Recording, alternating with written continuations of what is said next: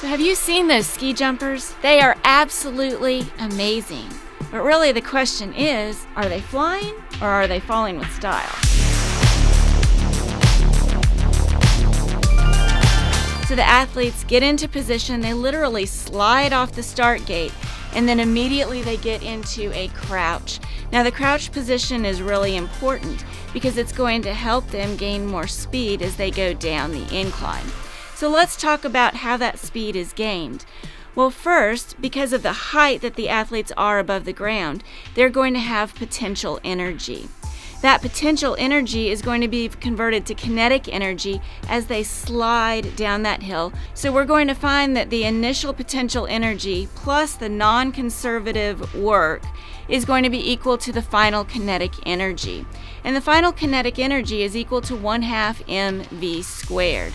Now, once we have an object and it goes into a jump, if you or I were to just jump into the air, we would be a parabolic trajectory.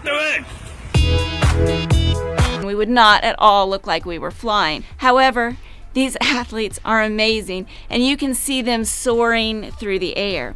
Now, what's happening at the end of the jump, they exert a force on the ground which launches them into the air. So that force coupled with the speed that they've gained is what's going to give them that forward motion.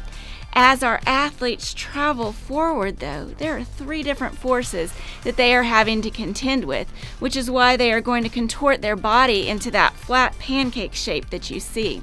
The International Ski Federation has very tight limits on what the ski jumpers can wear. The suits have to be very tight fitting. The reason for this is because they don't want the ski jumpers to capitalize on drag by using suits that have special design features, such as flaps to make them look like a flying squirrel, because these flaps would give them a larger surface area and therefore give them a larger lift, which would in turn give them a further distance that they can fly.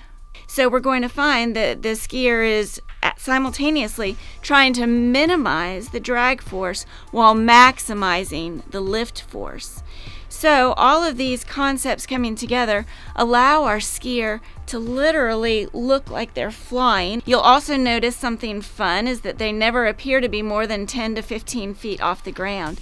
That's because the ski slope is designed such that the skier won't crash and fall great distances. So revisiting our original question, are they flying or falling with style? Actually, they're gliding. Flight would require the fact that they have some sort of propulsion or engine, which our athletes obviously don't.